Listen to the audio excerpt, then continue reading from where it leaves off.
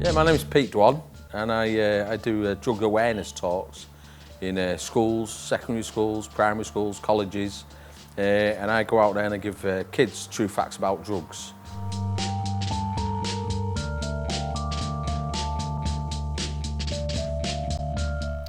Growing up as a kid, I had a great life. I had 6 brothers and sisters, big family, we were out on holidays, we lived in a nice part of town, used to play out in the summer. Typical kid, you know, and a really nice kid. I was good, you know, a really good childhood actually, up until being about 13 years old.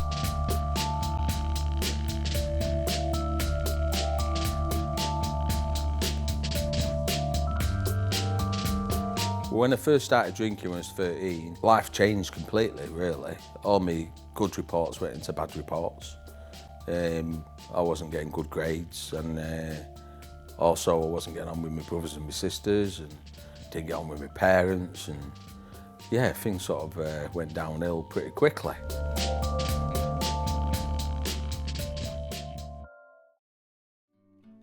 Well, when I got into my early 20s, I'd been out on a drinking session for 3 days, drinking and taking different types of drugs and with a whole gang of my mates.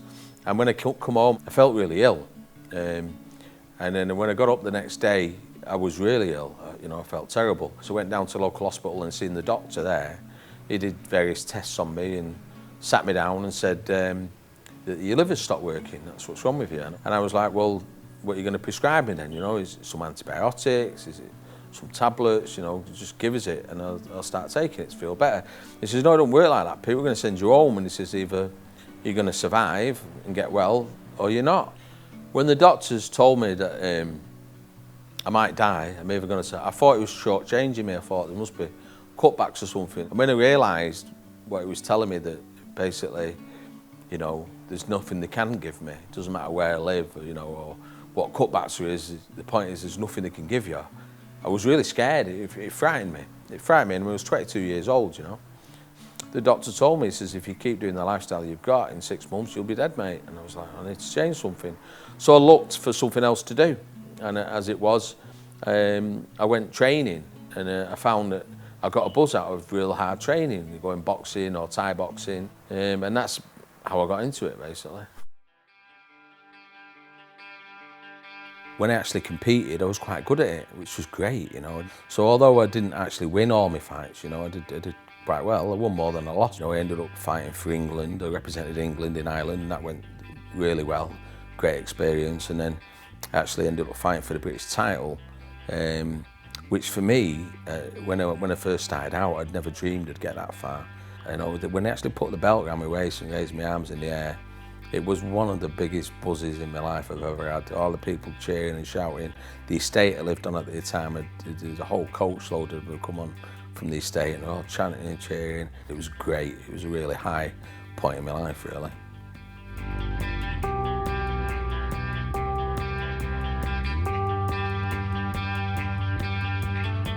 I decided to start doing drug talks originally because I actually became a Scientologist, and through doing Scientology I discovered more and more facts about life which I didn't know before. I mean, no one gives you a handbook for life, you know.